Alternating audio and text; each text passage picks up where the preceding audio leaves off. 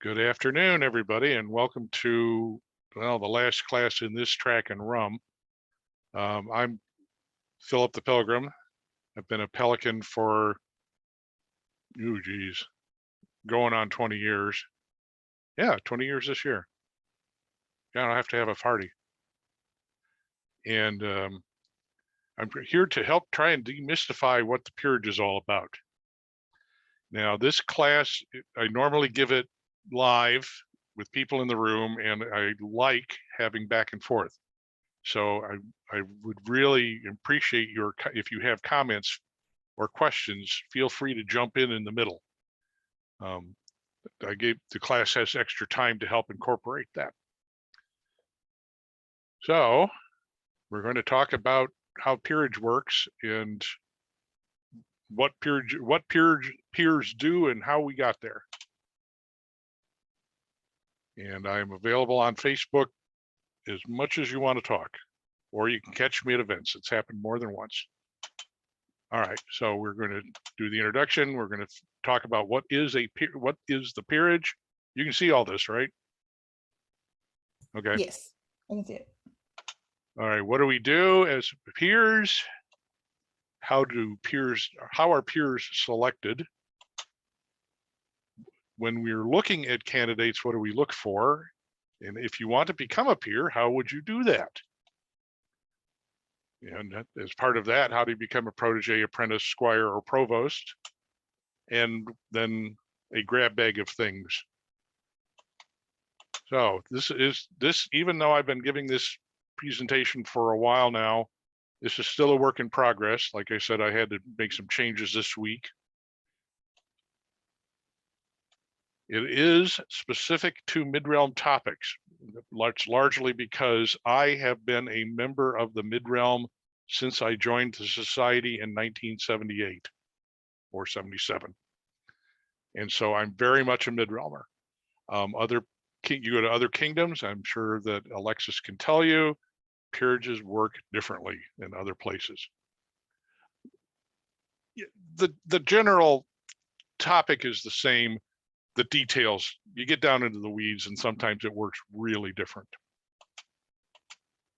Okay, so specifically for the non-peers, but I suppose anybody can jump in. What do peers do? What do you think peers do? Feel free to talk.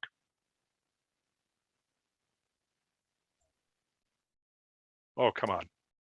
So I am sorry, this is Savannah. I am a non-peer, and one of the biggest perceptions that I have is that they're the guiding lights for new people to the society. But they're also, there's also this concept of peer fear, because they've been around, they've earned their recognition, and they're the top in their field, whether that be service or they're the best fighter or an absolute master artisan. But they are the people who kind of know everything is the perception. Oh yeah, if I knew everything, what am I doing here? I do like that guiding light thing. That's not a phrase I'd run into before. Borland is nodding. Anybody else? That's good. I think when I joined the society in the early 90s, I was basically told that peers are essentially subject matter experts in whatever their field, in ANS, in martial, and in service/organization.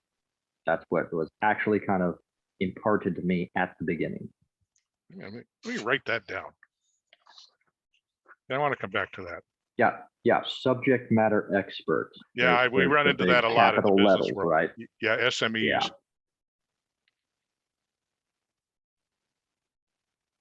Well, you're not all wrong. Okay.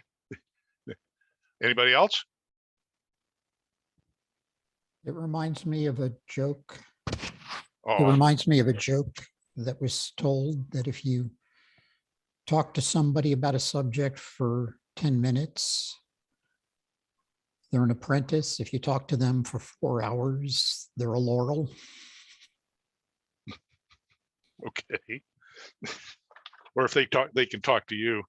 Yeah, For if 4 they can hours. talk to you for 10 minutes, they're a new person to the field. If they can talk to you about it for an hour without repeating themselves, they're an apprentice. And if they can talk for a day or more, then they have to be a laurel. Okay. Anybody last- else? The last part of that I always heard was if they're still talking when you walk away, they're a laurel. Aha. Okay. So I joined in 1981, and in the beginning, I always thought that peers were people who were more important than me and too important for me to speak with. I mean, I was Miss Peer Fear back in the day. So that's something to think about. There are people who, Well, I do what I can to be as approachable as possible, and because I don't like, I've never had problems with peer fear myself.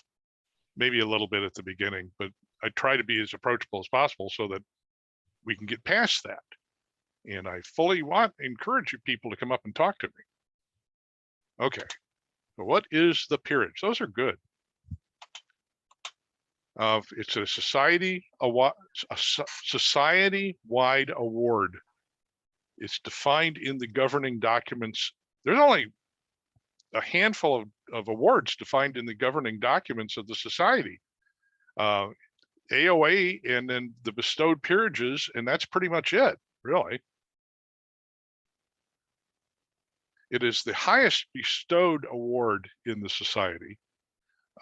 There are things that are hired, but they are earned. In order to give it to be a duke, you have to have reigned twice, and you earn that reign in the crown tournament. These are the highest awards that are handed out. Okay, they consist of chivalry, which is the knights and the master at arms, and pretty much everybody knows what those are. The laurel, which is for excellence in the arts and sciences. The pelican, which is for excellence in service.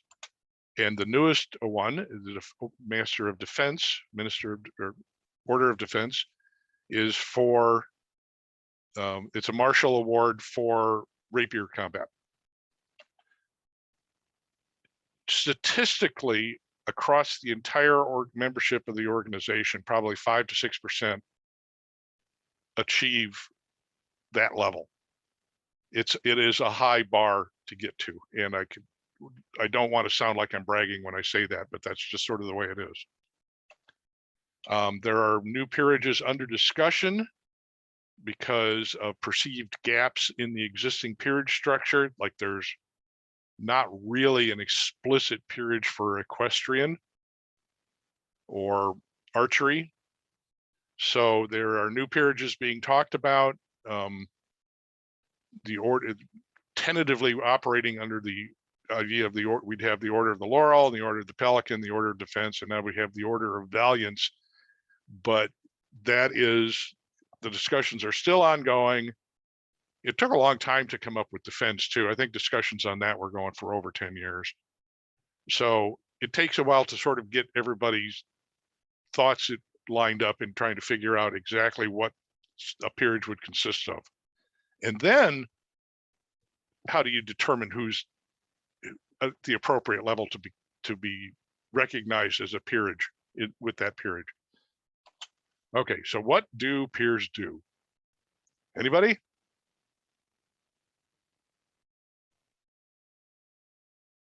Oh, come on. Excel Oh. at something. Oh, EB, let me back up a second. EB in the chat asked, are bestowed peerages still earned? Well, that's an interesting question. I mean, when you go out and you earn to be the king, or earn the title of duke, that's something that you've done by your own effort. You just went out there and you did it. And the bestowed peerages are recognitions that are given to you. Now, I suppose that, yeah, you can say you went and did the work, but it's not like a merit badge scenario where you do the work and bang, you get the award. I beg your pardon, Master Moderator. My name's Genevieve, and I posted that under my mundane okay. initials. Okay, fine. What you That's fine. said was royal titles are earned, and I would suggest that they are earned on the field, and that's the distinguishing factor of royal titles, in that they exceed the bestowed titles. The bestowed titles, I hope, still have some merit, but they're bestowed by the crown, and that's what makes them special. It's the crown, only the crown can make bestowed peers, I would suggest. Is that accurate in the Midrealm? Yes, it I is. would suggest that the royal peerages are, if you do this, you will get this award. The royal peerages. There is nothing in it that says, if you do this, you will get a pelican, a laurel, a knighting. That's true, but you must do that thing on the field or be fought for on the field of valor. Correct. It's But not it done is on the it is archery some- range. It's it not is- done on the fencing field. It's not done in the kitchen. It's done on the field of armed combat. Right. I still like the idea that it is, you do this, you get the award. Right. Sure. You serve as there's no crown. guarantees. You serve as crown, you get this award. Yes. It's automatic. Yes, it is. I mean, discussions have been going on since the society began of why isn't this person name the peerage? Well, it's because the crown hasn't given it to them. Right, but they could have, in your mind, done all of the work that a peer needs to do, and they still don't have it. And that has been going on since the beginning of the society. Sure. I didn't mean to derail you, Master Phillip. Oh, no, Thank you no. for This, your time. I encourage this kind of discussion because it helps.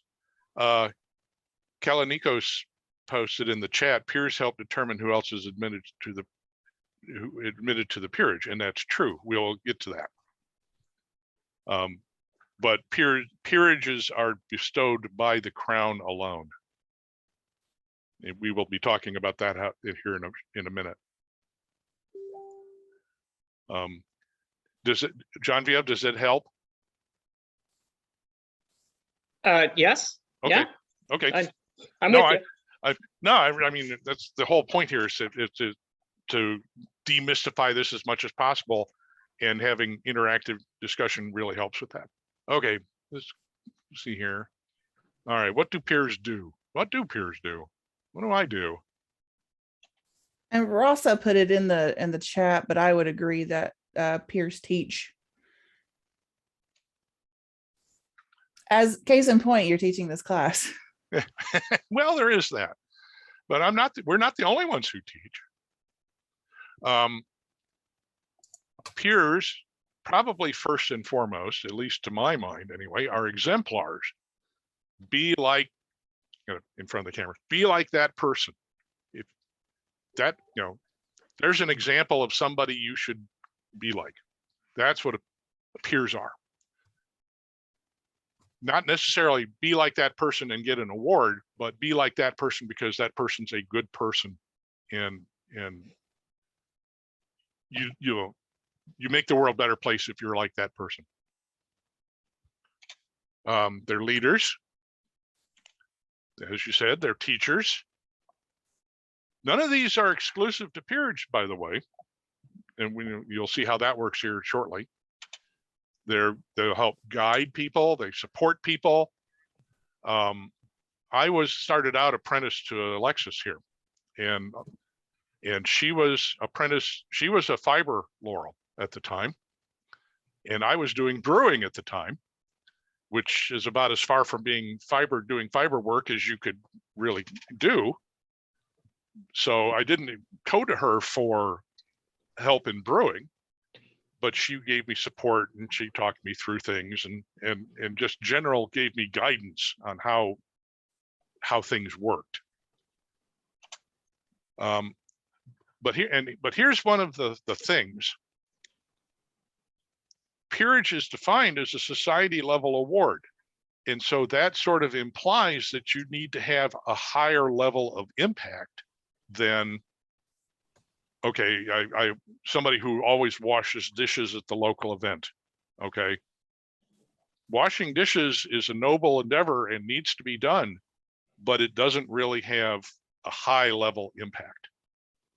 And so, now you can organize a dishwashing guild that, and then it spreads from your group to other groups and works its way through the kingdom. That's a higher level impact.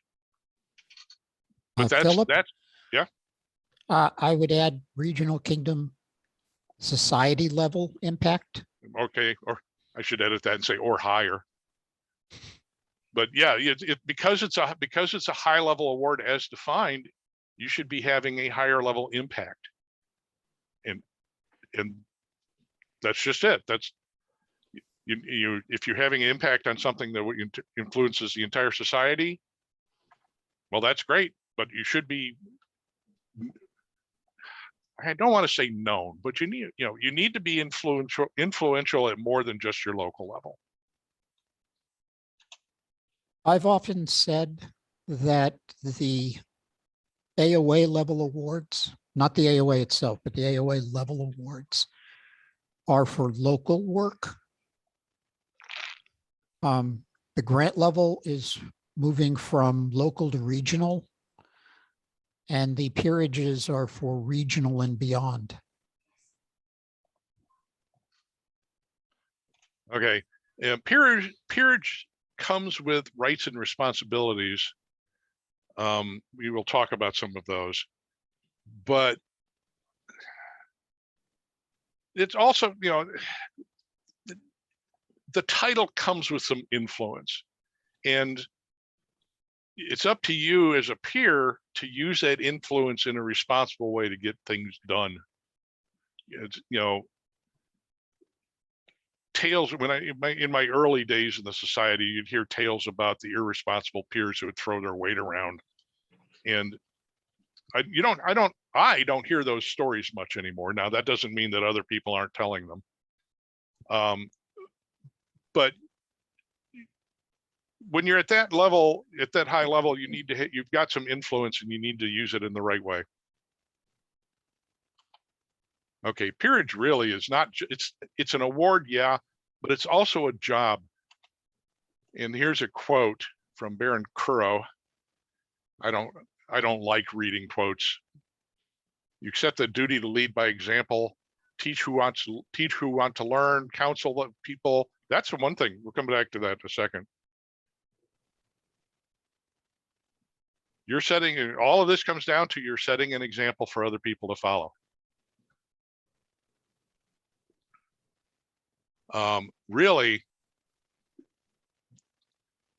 being a peer gives you one thing that you can do. You have the right to speak with the crown. You really, you don't get special parking, you don't get a discount on coffee, you don't get a discount on events. You get the right to speak with the crown, and your words carry weight.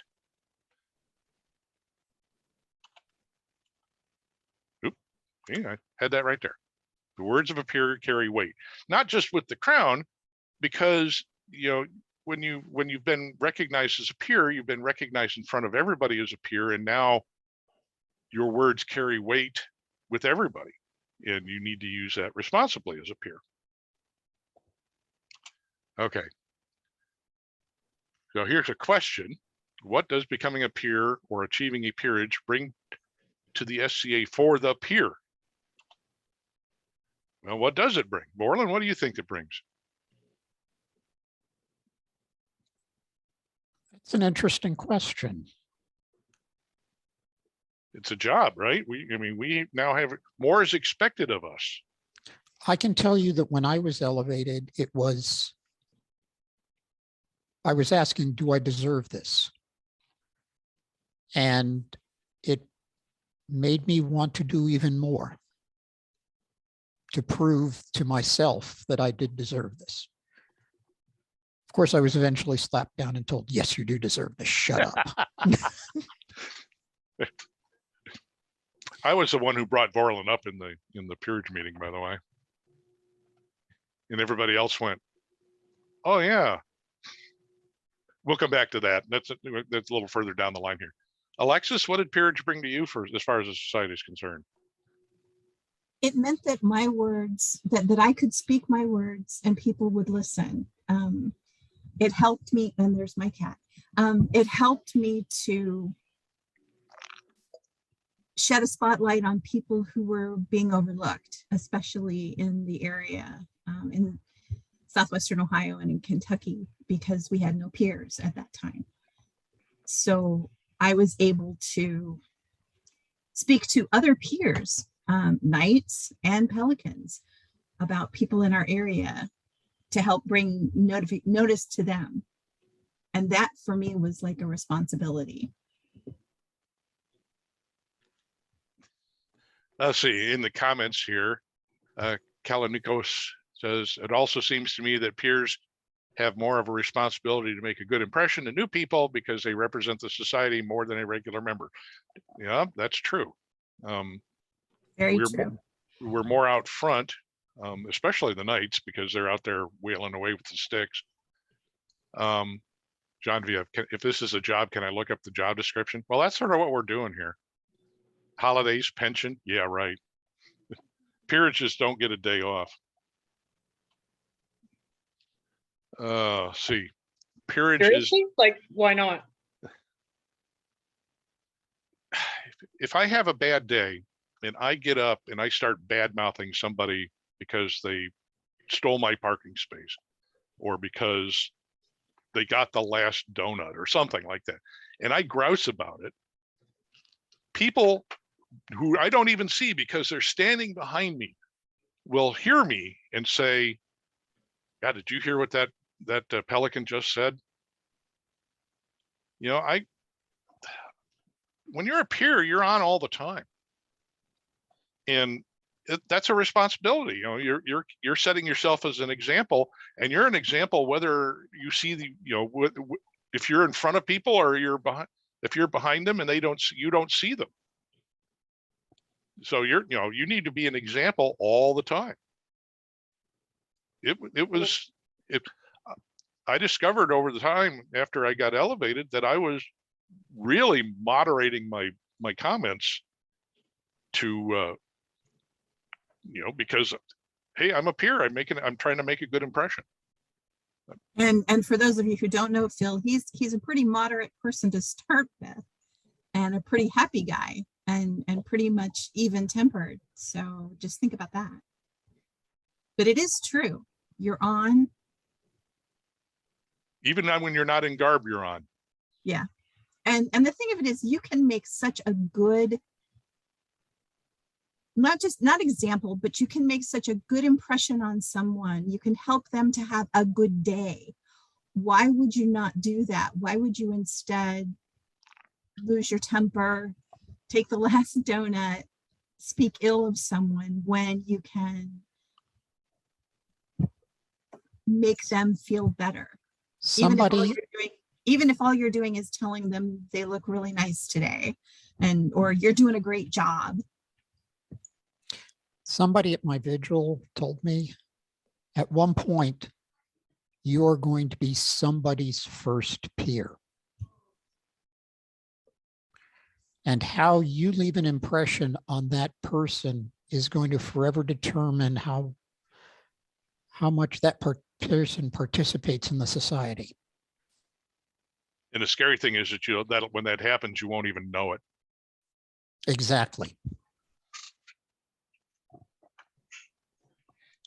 Does that help, Genevieve?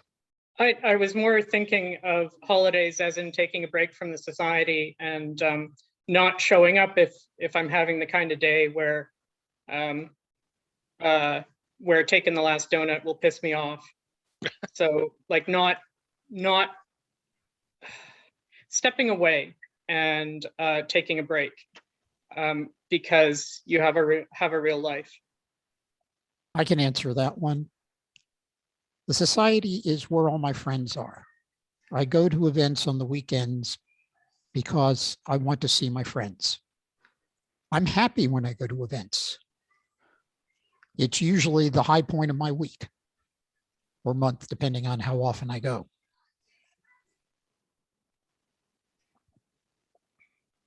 So you don't take a break. At one point, I was on 50-year staff. I went to 12 events in a row, 12 weekend events in a row, leading up to my work at SCA 50-year. I had a blast. I served for a king, Count William in Isolde, and as their chief of staff, and that was pretty much in 6 months. I went to 23 events, including Penzic. And there was a stretch there where it was a weekend, every weekend for like 3 months in a row. And it was a lot of work, but it was a lot of fun. I backed off a little bit after that just to catch my breath. Okay, peerage as a journey is not a destination. When you get to it's like, okay, what do you think? We say, okay, I've got the peerage, now what? And if you look at it as a terminal award, and then you say, okay, now that I've achieved that award, what am I going to do with myself? I personally have a hard time even conceptualizing that. And because it's like, okay, keep going. There's always something else. I'm trying to make this society better for everybody, and that doesn't stop just because I got in a recognition. I stepped down I finally retired from all of my offices that I was holding. And I looked around and say, okay, what can I do now? There's always something else to do. Wow, that looks like fun. Let me try that.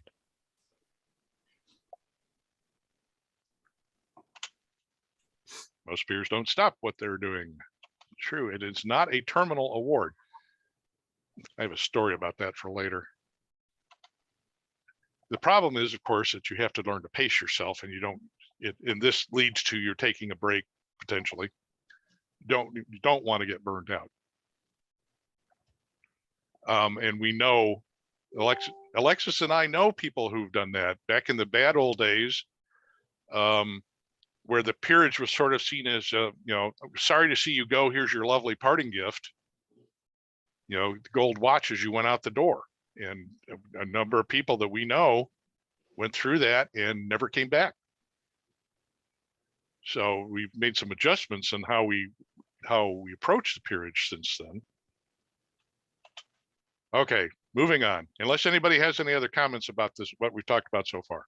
I would also like to point out that for those non-peers listening in, the peerage is not the cookie. Peerage is the recognition of all the work you're doing. Have fun doing the work you're doing. If a peerage comes, great. If not, keep having fun. You were having fun, so yeah. Zvana, I have a question.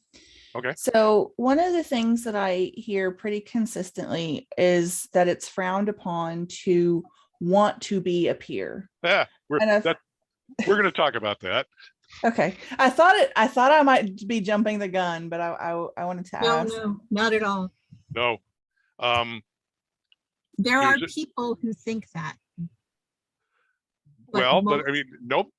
Well, let's address it. Nobody ever said I got in trouble for saying I want to be a knight. They may not have a good idea of what being a knight means at that point, because it's a whole lot different being after you've received the recognition than before, as we've been talking about how it's a job, not just an award. But to say I want to be a knight is seen like a good thing, right? So why would any other peerage be treated any differently? Now, remember, I did say this was Midrealm centric. And I know of a couple of kingdoms where saying you want to be a laurel is a death sentence to your career. That's not how it works here. Those tend to be out west somewhere. But so no, there's nothing wrong with that. As long as you understand that what you're aspiring for is not just a glowing award and the adulation of everybody, but there's a lot of work behind it, and you have to put a lot of work in to get to it, and you have to do a lot of work after you get it, because it's sort of expected of you.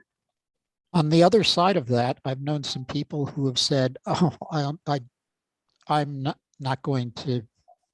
I don't want that award. Yeah. I don't want to be a peer." And when it was offered, they took it. So we'll come back to that. Remember, peerage is the only award you can turn down. It doesn't happen very often, I don't think.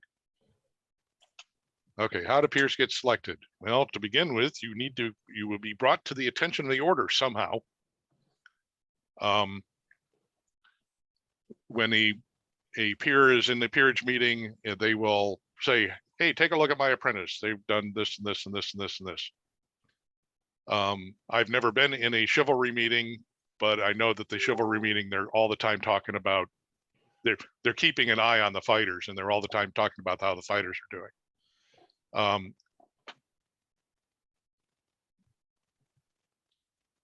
The observation of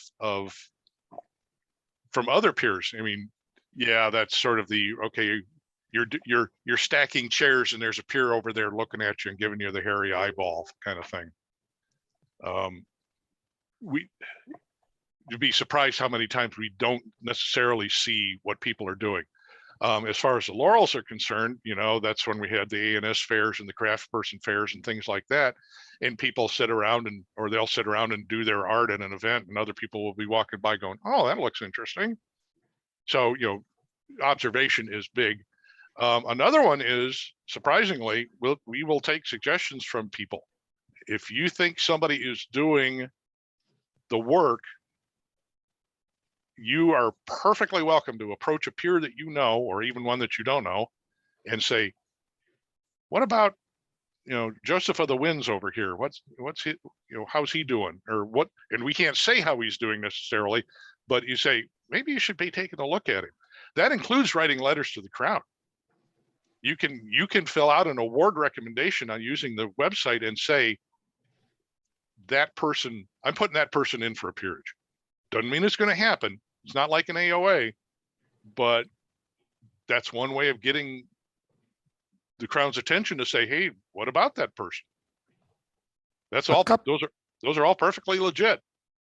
Couple of points here. You do not have to be a protege, apprentice, squire to be elevated. I wasn't. William did some statistics on that. I think there was like 20% of the knights were not squires. Really? Yeah, dog wasn't squired to anyone. Yeah. The other thing I was going to make note. Go ahead. Your suggestions from the populace. Like a month after I was elevated, somebody from my local group came to me and said, "Shouldn't so-and-so be made a pelican?" And my brain immediately shifted to, the only thing I can say is, thank you for the suggestion. Yeah. I'm now under crown oath to not say anything about who is and who isn't on the list. Yeah. Okay. So once we have these people, we will all, besides the fact that we sometimes will talk to each other in person or on mailing lists or whatever, we will we go to peerage meetings, and we're led by the crown, and they will suggest, what about what about Joseph of the Winds? How's he doing? What do people think about him? Or, and then there'll be conversation back and forth. We have those sort of conversations on the email list as well. And during the Pelican meeting or the Peerage meeting, they will say, okay, who else should we be looking at? And people will start tossing out names. Sometimes it's how do we get the names? Well, like Portland said, somebody will, we've been watching and see this person doing good work, or somebody will have come up to him and said, hey, what about Joseph? And then he will take that information into the meeting and toss it out for people. That happens a lot. Inside the Peerage meeting, we typically, when there's somebody being talked about and they'll be considered under consideration for a while, they will get an advocate. And a lot of times sometimes that's their, if you're apprentice to somebody, sometimes that's the person you're apprentice to, but not always. And that person will sort of shepherd your candidacy, the candidacy of the person through, and keep an eye on them and talk them up. It's surprising how often the advocate is not the person's the person that has the peerage apprentice associate relationship. Then periodically, the royalty will send out a poll, and it's a list, and it says, here are the people we are considering. What do you think of? And this is a formal, I don't want to call it a vote because it doesn't have winners and losers. It's more, this is all advice to the crown. We're telling the crown what we think of this person, and the details of what we're going to tell them are in the next slides. I need to cross that out. We don't have a watch list anymore. So say it's recently discontinued. We just have one list of people to look at. These are people who are actively being considered as peers. And this is where they're starting to get closer examination. What is their work? What are their qualities? How do they interact with other people? How effective are they in what they do? So what do the votes mean? Notice here I went and crossed all of those off on the watch list. We get 4 possibilities when we vote. We can say, we believe this person should be elevated and recognized as a peer, or this person we need to continue to watch this person, or I don't know this person, or for whatever you're going to abstain, or sorry, this person, here are the reasons I don't like this person as a peer, so I feel they should not be considered anymore. This is all input that goes to the crown, and along with the commentary, there's a space where we can write whatever comments we want, and those comments are then given to their majesties to consider, and then they make the decision. It is purely advice to the crown, and the crown can do with that advice what they want. They can, if they have their own opinions too, which we don't generally hear about, and there you go. That's the process. By the way, the crown is required to seek counsel from the order before they can elevate somebody to the order. So this is how the Middle Kingdom gets that advice to the crown. They are required to seek the advice. They are not required to follow it.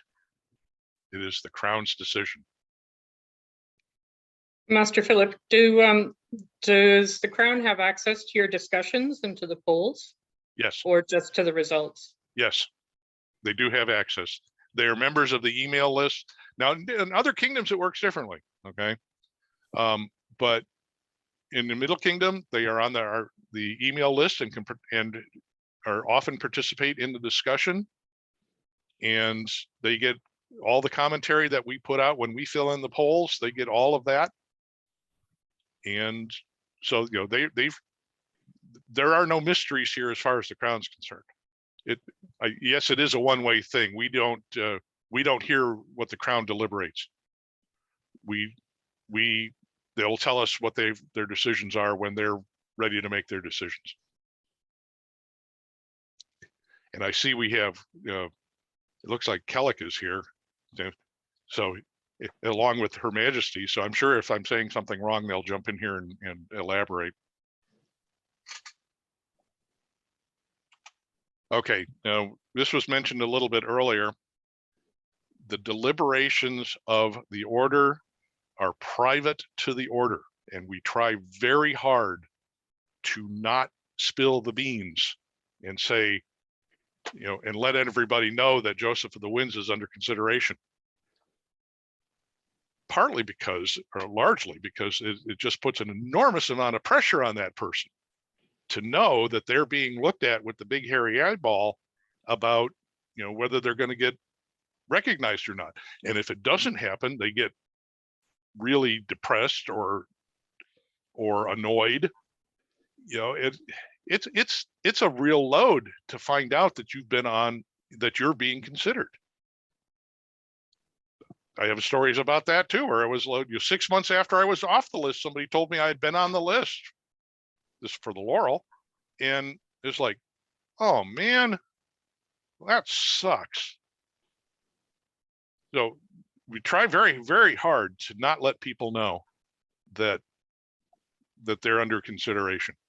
Another point, when they are put on vigil or elevated, whichever, if they aren't put on vigil, watching their reaction has been one of my favorite sports since long before I became a Pelican.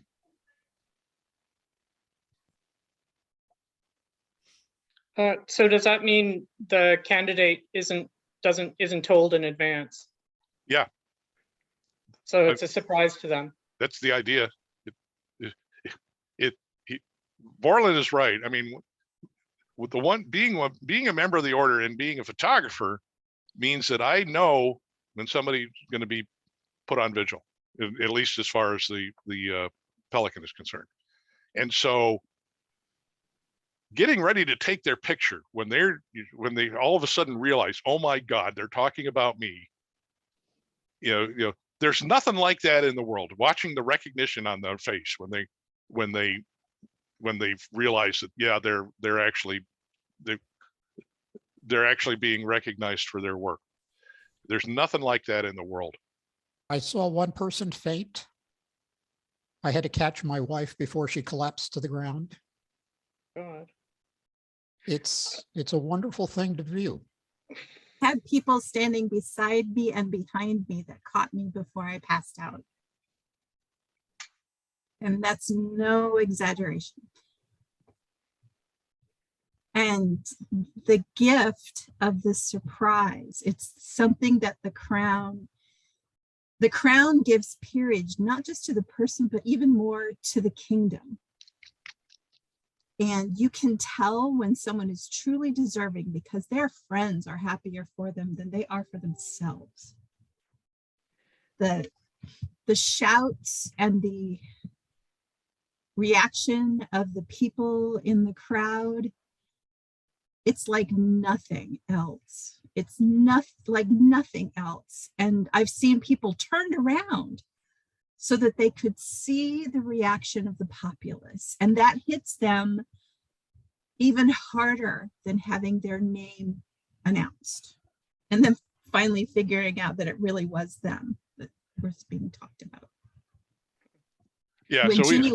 When Ginny was placed on vigil for the Laurel, she just about literally fell over.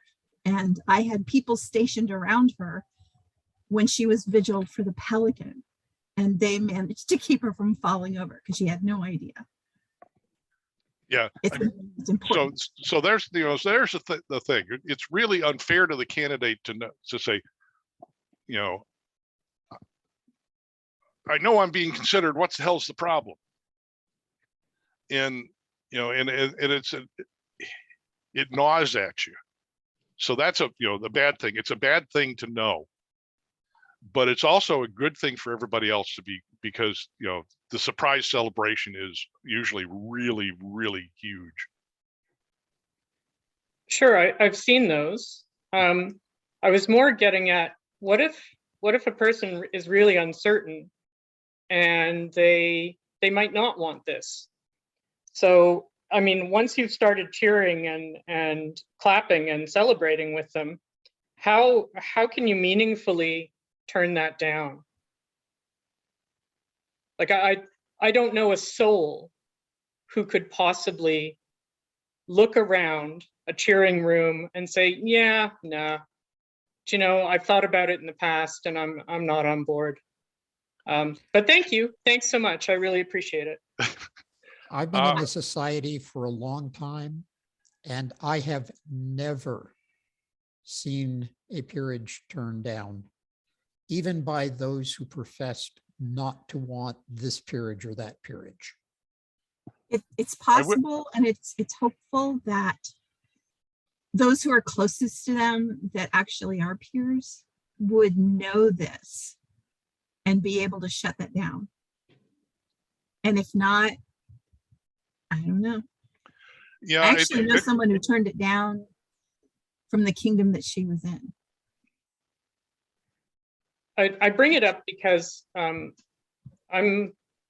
recently moved from Drachenwald to Eldermere, and I was very active in Drachenwald, and Drachenwald has influences from across many kingdoms, and one of those influences is Lakak, and the practice in Lakak is that the crown consults the candidate in private, and this is developed, you know, as a part of their culture over a very long time. So there's surprises for the populace, absolutely, but not to the candidate. And so there's a meaningful way for the candidate to say no, or to say not yet. I'm not ready. I can't commit to this. I just had a baby. You know, there are reasons why I can't give you my full attention and support as a peer right now. So I know of a few people who've said no. Typically, because they were given the opportunity to say no. Typically that happens here by the people closest. I mean, Her Majesty just posted in the chat, and I'll just read it here. I cannot speak for all crowns, but we work hard to make sure that the people want a peerage before we offer one by consulting with those closest to them. And that's a large part of it, is that, you know, if you're associating, or you've got friends who are peers, and in conversation you say, I'd never want that, or I can't handle it, or whatever, then it's up to the peer to take that to the peerage meeting. And then, you know, then it's up to the crown to say, okay, we accept that. We'll table discussion on this person for now. Yeah, and that's been my experience in Drachenwald. I just wondered what mechanism there was, if there was one in the Midrealm, for basically making sure you're doing the right thing at the right time for the person, for the recipient. Sure. Now, there's a bit of an issue around that with knighthood, because knights have, somebody being selected for the chivalry has an option. They can take the knighthood, or they can take the master at arms. Now, the difference is that the master at arms does not swear fealty. Yeah. And really, that's, I think, the only really significant difference. And it's been so long in the Midrealm that we've ever had anybody take the master at arms, that I honestly don't know if they make that known ahead of time, or if that's a surprise to the crown. A long time ago, I was hanging around at Penzic and I watched a Eastern knighting, and they have the same option. Do you take, does the person being recognized as into the chivalry, do they take it as, are they going to take it as a master, or are they going to take it as a knight? And I couldn't tell you if it was a surprise to the crown, but when the person said, do you wish to take the belt of a knight or the baldric of a master at arms? And the candidate said, I wish to take the belt of a knight. All the knights around him were going, yeah. So it was obviously a surprise to them because they didn't know how he was going to choose.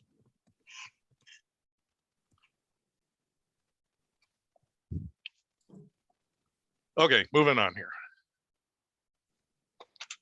What do we look for in candidates? Oh. Okay, Her Majesty just posted again in the chat. In the Midrealm, when a person is placed on vigil for knighthood, they are offered the choice. This is then told and discussed with their majesties before the actual elevation. So it's not a surprise to their majesties, at least not during the ceremony. Thank you, Your Majesty.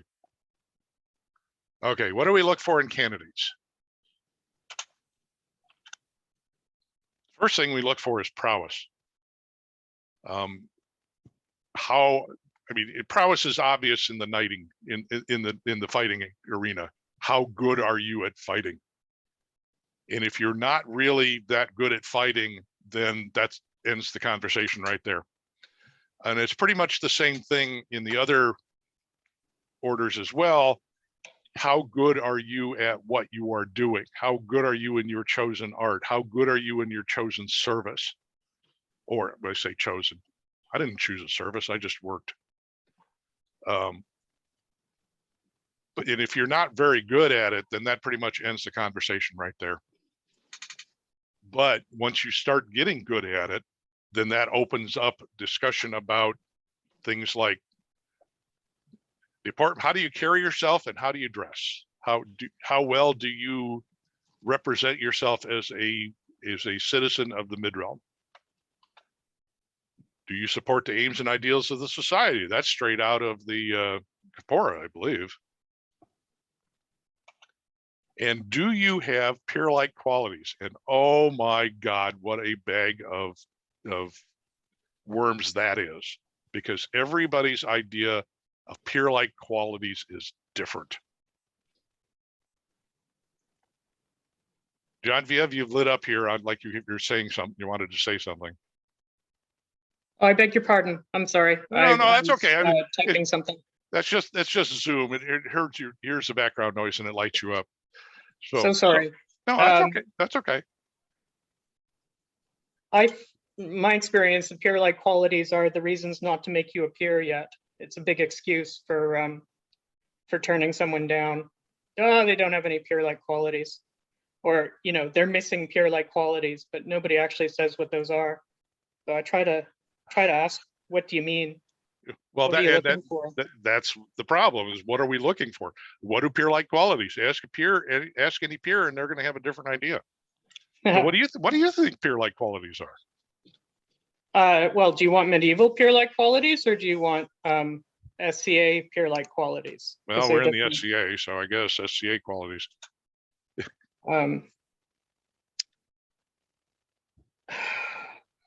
Yeah, see, here you go. That's exactly what I say.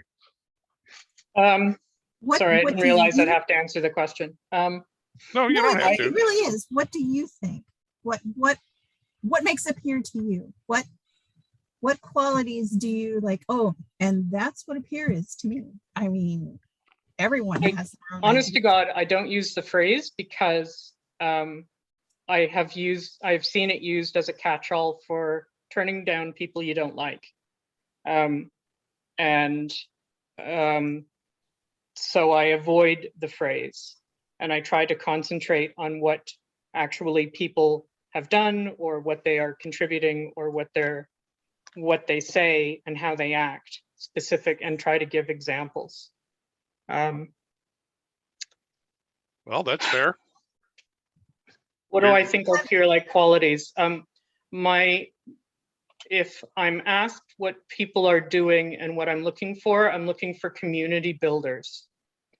And that can be a leader, so lead from the front, or it can be someone who leads from the back. So building the structures that make it easy to play so that you can play nicely together. So that's kind of the officers, but also, you know, building a better website so it's easier to register for events. Making it easier to take part by, well, I mean, we've all had to move online, right? Do you make it easy to join a call and make your event accessible online, or not? You know, and we now have 2.5 years of this, so I've seen really good examples of accessible websites and easy to join and know what time an event is on and how do I have to register and all that kind of stuff. And I've seen rubbish ones. So community, but my first choice is community building. Are you making the club better by making people welcome and sort of, and also making clear what's not welcome? I did want to ask, you know, what gets somebody kicked off the list of people that you don't have a watch list anymore, but the whatever you're calling it now. What gets people kicked off the poll? Yeah. And is there any redemption? So. Oh, sure. But that's 2 parts really. So what gets people kicked off the poll? Well, I think rule 1 is don't be a dick. Cool. Define dick. Well, there you go. So we're all going around the same thing here. Let me go on here a bit, and we'll develop this idea a little bit more. One issue is what we refer to as the chivalric virtues. You know, and we've all seen these in one form or another. You know, in our Theoriana and things like that: courage, justice, mercy, generosity. You know, how many of those qualify as don't be a dick? I once went to the Middle Wiki and looked up the chivalric virtues and got this list. And it's like, really? And you know, and all of these are you know, nice, compassionate. No, I do have compassions on there. Nice things. You know, these are things that make a well-rounded person, that is helpful. And make, you know, when somebody asks me, I say, are they making the society a better place? And that's a big chunk of it. And then that's what you were saying. You didn't, you know, you were giving sort of examples of that. But I have a suggestion or an idea. Sure. And so I talked about it a little bit earlier. And you know, peers are sort of the face value. They have a standing above a regular populace member. And so wouldn't you consider a peer-like quality or an aspect of being someone who would be a peer to be someone who can foster the new generation? Because without that new generation, you would have no. Absolutely. 100%. And here's one. Do I trust this person to provide wise counsel to the crown? You know, these are okay. How many of these are subsets of don't be a dick? Different people have different ideas. And like I was saying earlier, everybody you talk to has got their own idea of what a peer-like quality is. Okay. I don't know if that helps, but you know, that's the sort of thing that we're talking about here. Are you making the society a better place? Are you treating everybody else fairly? Are you supporting the downtrodden, if you want to call it that? I put myself out for people who feel picked on for one reason or another. they are welcome to come talk to me. And I've more than once who've come talk to me, and we will get it sorted out. If you feel you're being picked on for whatever reason, my door is open, and I will, the knights have a term in their oath. It's shield of the weak. And that's important. I feel that that's important, even though I'm not a knight and it's not in my oath, but that I will stand up and do the right thing and make sure the right thing is being done. That is something that I have taken on myself as a thing. And I try to carry that forward all the time. And there you go. That's what I see that a peer does. Does that help?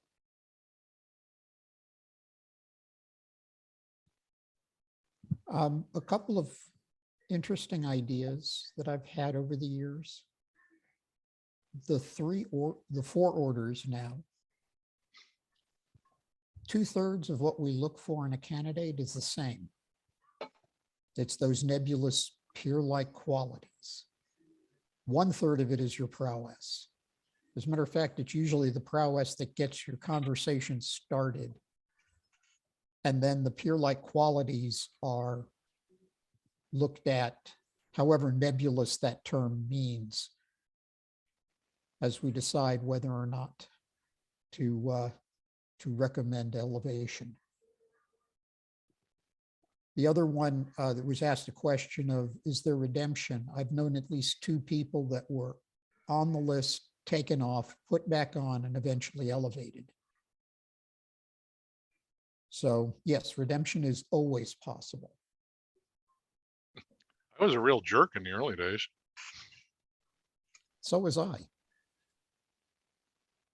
Okay, how do you become a peer? If you say, I want to be a peer, all right, how do you do that? Good question. Why do you want to be a peer? That's the first question you have to ask yourself. Because it's, as we've been discussing here, it's not just a recognition, it's a job. Are you in it for the glory? Glory is short-lived. Are you in it because it makes you a better person? Well, some people will talk about walking the path to become a peer. I don't know if I like that analogy myself. That seems to say that in the Boy Scouts, become an Eagle Scout, you have to earn, they've got a prescribed path. You need to earn a large number of merit badges, and you need to do these various projects. And then they have an interview thing where you get to demonstrate how good a person you are. And, and it's sort of like, here's the recipe, and you follow these ingredients, or you obtain these ingredients, and you follow these steps, and bang, you receive the recognition. But as we go back to the peer-like qualities there, that is following those steps enough to make you a peer? Generally in the society, not really, because of that peer-like qualities thing. And it's okay to say, I don't want to be a peer, because there's a lot of work behind it. And once you arrive at that position, you've got stuff to do. It'll change you. It really will. All right, now here's a question.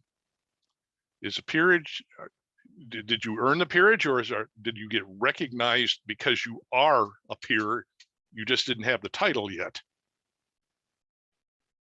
And there are people on both sides of this question, and this is not a question that has one answer.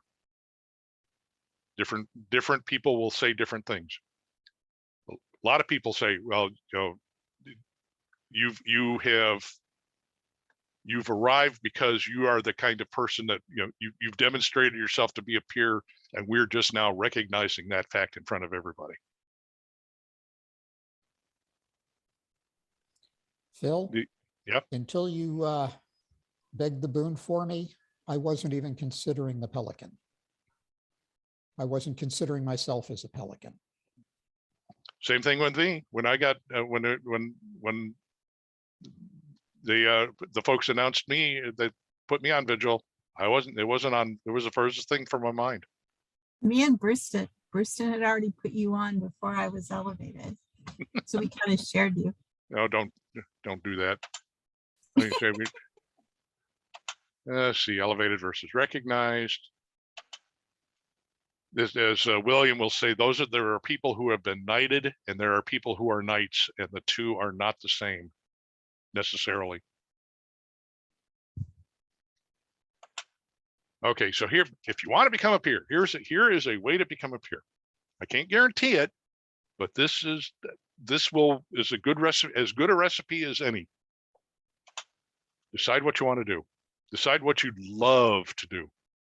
And and that decision doesn't have to happen all at once, and you can just change your mind. You can say, yeah, I'm going to suck as a fighter. I'm going to do something else, or I'm going to suck as a calligrapher. And so I'll work on something else. Just find something you'd love to do and start doing it. And then you start doing the things that you think a peer of that craft would do. You learn the craft, you practice the craft, you get better at the craft. You take lessons and learn from other people doing the same craft, and you talk to people about it and take their advice, and then you teach other people after you. So you're learning from people who know more about it than you do, and you're teaching it to people who know less about it than you do. And okay, this sounds like this applies to fighting, which it does, and it sounds like it applies to the arts and sciences, which it does. And you say, well, how do I teach service? Well, you can help people learn how to serve effectively, and that counts, and that's part of the deal. And you keep working on it, and you keep learning on it, and then you do the other things that you think a peer should be doing. You take offices, not necessarily that are directly related, but that to what you're doing, but that helps. You help out where you can, even if it's not your craft. I mean, somebody needs to do the dishes. Somebody needs to help their majesties. Then you practice the chivalric virtues, and you work to make the society a better place. And there you go. Yep, wrong button. Hang on a second. And you just keep doing that. And while you're at it, you keep having fun. Because if you're not having fun, all the rest of that is pointless. And if you don't get the award, well, hey, you were having fun. And that's really what counts. The peerage is never guaranteed because it is up to their majesties, and their majesties have their own reasons. But if you were having fun, then who cares? Is this a popularity contest? How am I doing for time here? Oh, another 20 minutes.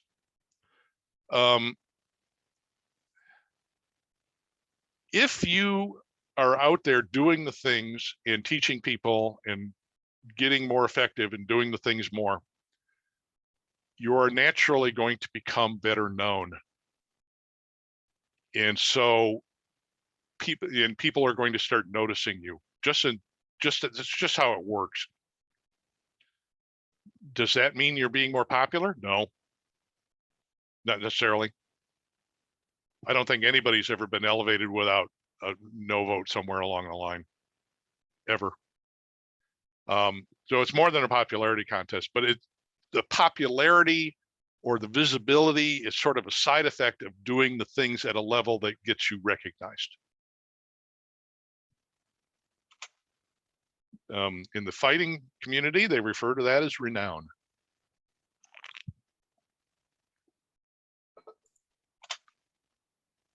Does it disqualify you if you say, I want to be a peer? No, because in effect, you're saying, I want to be a better person.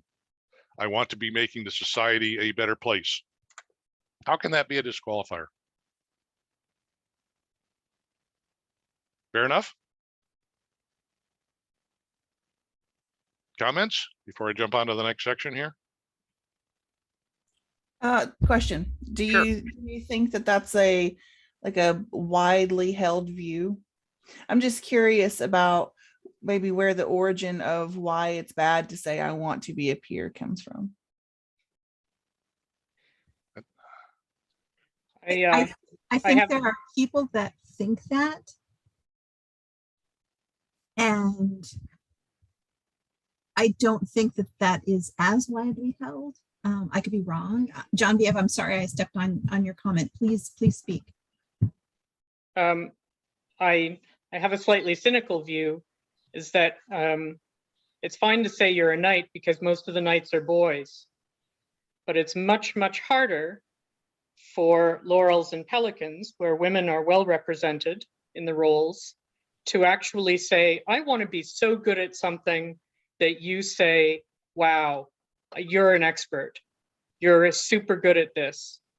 I think there is a measure of tone policing that comes in over women's behavior. And so I'm a big proponent of saying, you want to be a peer? Great. Tell me what it is about being a peer that you want, that appeals to you. And then we can work from there. Because I think historically, it's been about telling women that they shouldn't put themselves forward and that they shouldn't want nice things, basically. But that may be a bit too cynical for this conversation. Yeah. I wonder if there isn't sort of a exclusivity in the club thought in some cases, you know, that you say, well, I'm a member of an exclusive club, and to say that you want to be a member of my exclusive club is somehow not good. Oh, absolutely. We are totally gatekeepers of the cool badges, right? And the secrets and the gossip. There is totally a gatekeeping aspect. Kalanikos just posted in the chat. I'll also say that I've heard the quote, ever say you want to be a peer advice. He's heard it, but he's never actually heard it from a peer. I don't know. I don't see a problem with it. I've never seen a problem with it. I will say, you know, there were times when I was thinking, how do I get recognized in this damn outfit? But then I got past it and just kept plugging away. The idea of saying, I want to be a peer, like I said before, it's like saying, I want to be a better person. I want to make the society a better place. How can that be bad? Now, I'll help. Ultimately, I'll help if you want to, you know, if you really want my help, we can discuss a protege type situation, but I'll help even without that. Kalanikos, I think there's lots in what you say, because I totally repeated stuff that I heard when I first joined the club that I took as gospel. So one thing, I played in Eldermere for 10 years before going to Drachenwald, and at that time, Eldermere was still part of the Midrealm. And so we had a certain part of Midrealm culture and a mix of Eldermerian culture. And I was absolutely certain that it was totally not done for anyone to go and ask a knight to become a squire. Totally not done. Because you just can't, I mean, you just don't do that. The knights absolutely have to approach you, and to do otherwise was so crass. And then I found out that Sir Finvar, who is one of the leading lights in Eldermere, would squire anybody who wrote him a letter saying that they wanted to be a squire, which is part of the way, you know, he got a huge house. But he just basically said, if you put it in writing, absolutely, you can join my house. And I thought, wow, that's so cool. So that kind of shot my received knowledge about the right way to become a squire. I don't have a right way to become a dependent anymore. That's because it's a relationship. And then you notice here that we're going to talk about that. We're going to have to step it up a little bit because we only have 15 minutes left here. So how do you become an associate, sort of or a dependent? How do you approach someone? Do you approach them? Do they approach you? And the answer is yes. It helps if you know the person. So what kind of relationship are we talking about here? Well, the thing is that it's different for everybody because every relationship is different.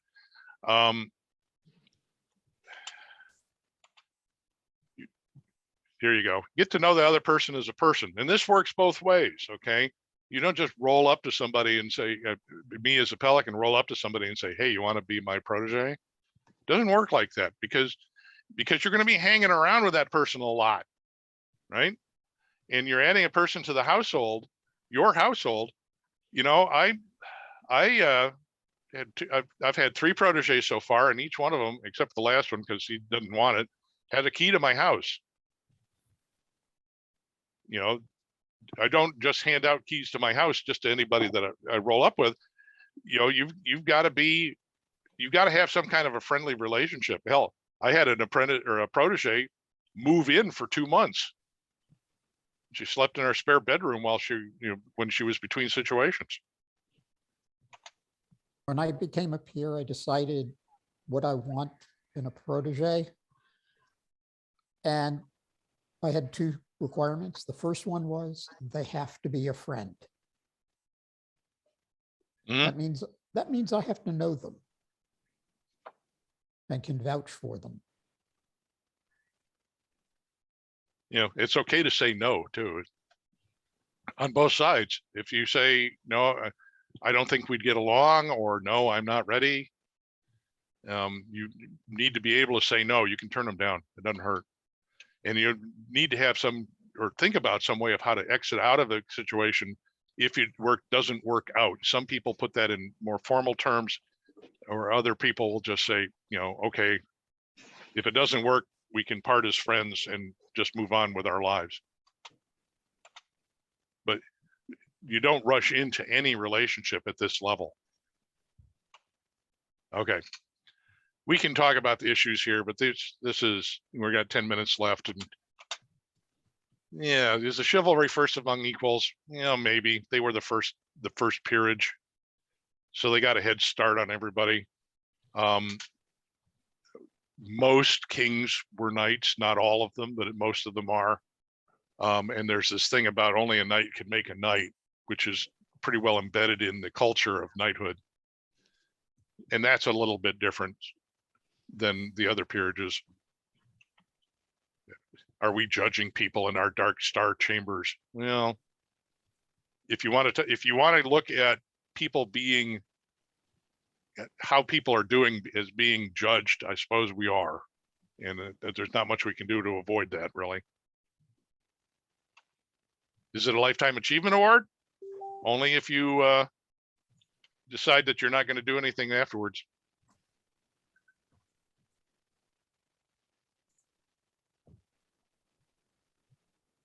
Oh, backing up, I just noticed this. Vukasin posted, when you take a belt or collar, are you not telling the society you wish to be a peer? Well, yes and no. I mean, sometimes they'll say, I want to be your squire so that I can learn to be a better fighter. If you take it and you say, this is my announcement that I want to become a peer, well, yes. And I think the question of if I walked up and I just said I want to be a knight and I just started, that might, people might think of that might be a little bit presumptuous. That might be where that comes from. I don't know that it's by the time you get to the point of saying I want your belt, I'm accepting your belt, then yes, you're basically saying I'm now studying under you to become a peer. I often say that you're aspiring rather than saying you want to be. I realize it's semantics, but for some people, it's more helpful. You're aspiring to do more and aspiring to increase your labors, and to increase your skill, to increase your knowledge. But yeah, it's probably just semantics, but some people kind of accept it a little better that way. Is the peerage for everybody? I don't know. What do you think?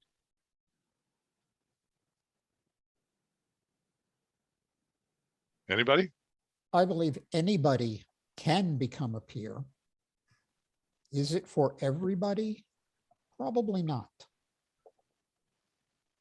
There are some people that are very happy doing what they're doing in their nice little quiet corner, and they're having their fun. And there's nothing absolutely wrong with that.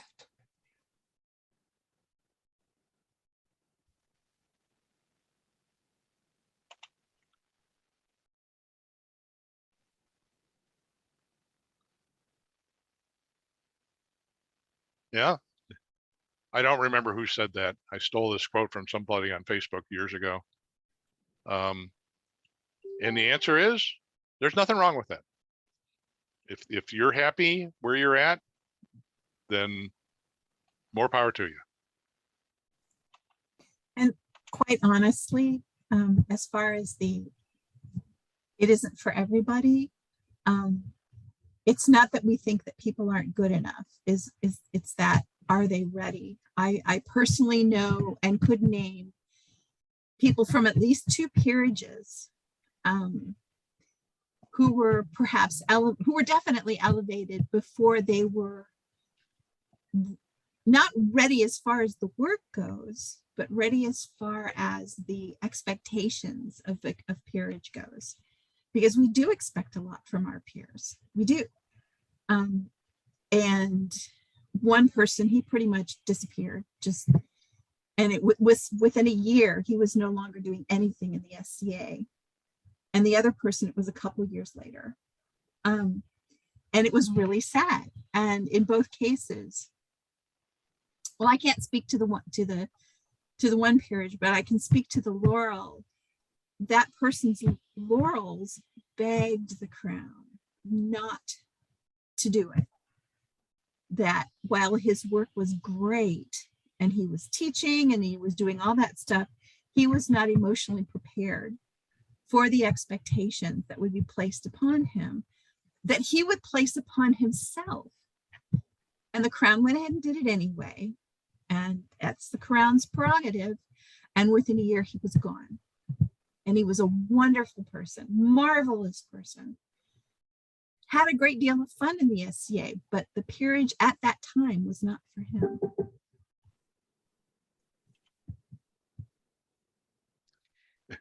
How did we miss that person?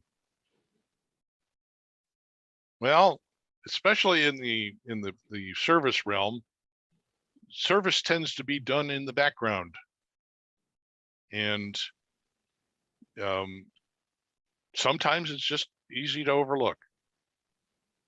And, fighting, everybody, the fighters are all watching each other. So it's hard to miss fighting.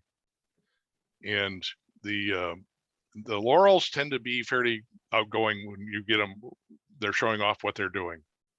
Service, yeah, sometimes we miss people. And it's, just because you're doing stuff in the background a lot, that's the way service tends to be.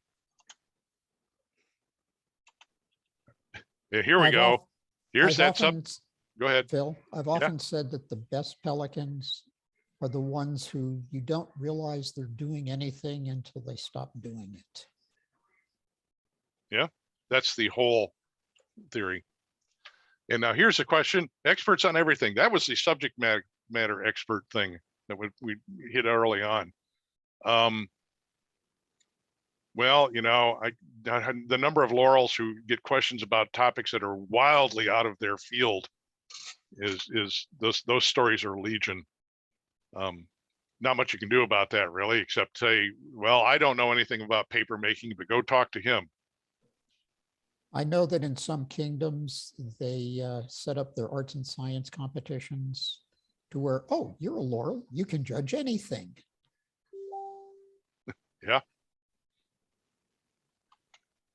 Burnout. Yeah, it happens. Is it political? In some kingdoms, yes. Not so much in the mid-realm that I've noticed. We tend to, after a while, we tend to shoot down cliques. Do people try too hard? Maybe. That seems to be a self-limiting problem, though. If they're trying too hard to become a peer, then they'll burn out. Or they become a better person. Hey, it happens. Mixed relationships. Vana, are you okay? I saw you wipe your eyes. Are you okay? You're Gotcha. muted. Okay. Yeah, I just had an eyelash. Oh, okay. The answer to a mixed relationship is it depends on if all three of you get together and talk about it. And you decide.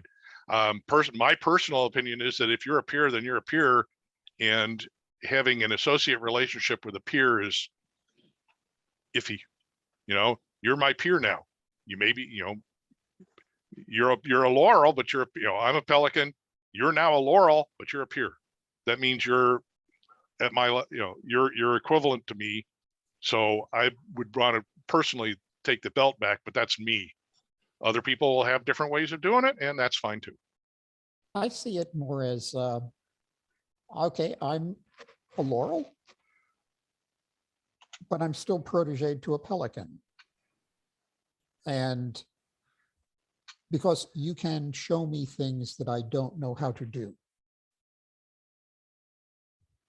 So I don't see anything wrong with that kind of continued relationship. Vukasin says peers still want to learn and grow too, and that's correct. Their only real question is, you know, has the relationship changed because you're now a peer to go along with me being a peer? And that's something I suppose that everybody has to work out for themselves.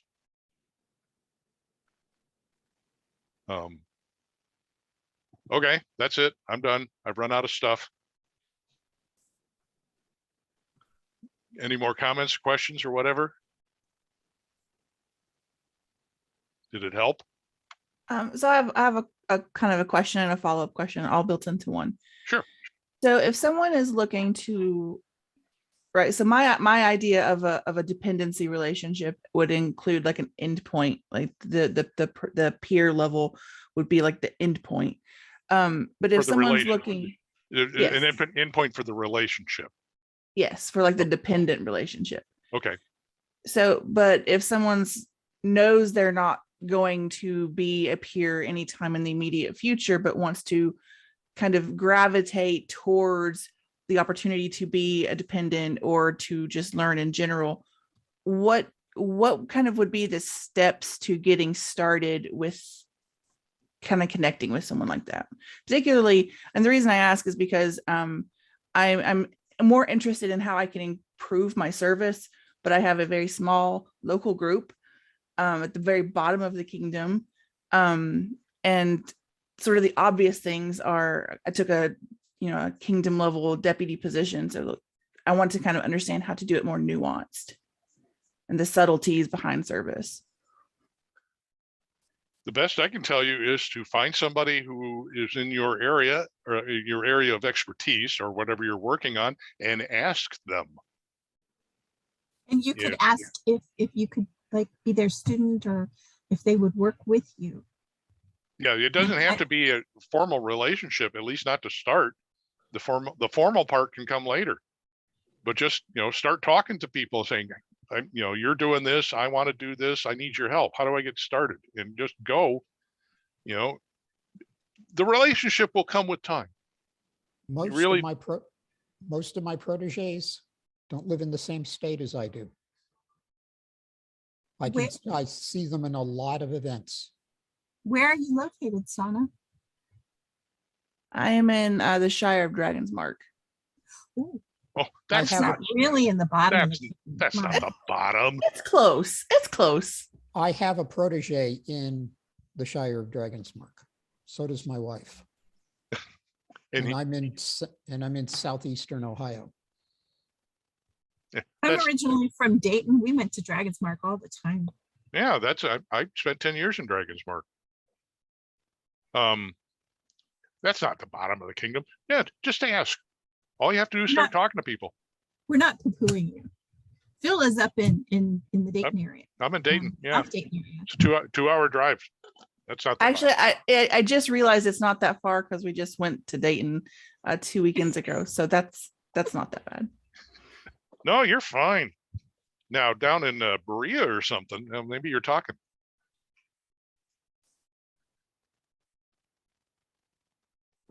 Well, you know, Mr. Phil did put it out there that he'd be happy to talk to anyone. That's right. I'm just saying. You can grab me on Facebook. You can grab me at an event. It's not like I'm hard to find. I'm the big peer with the white beard and the big camera. Thank you. Anybody else? Just want to say thank you. Thank you so much, Master Phillip. I appreciate your time and your chat and conversation. Sure, I'm glad to do it. The idea is to make it not mysterious and not scary. Peers are not scary people.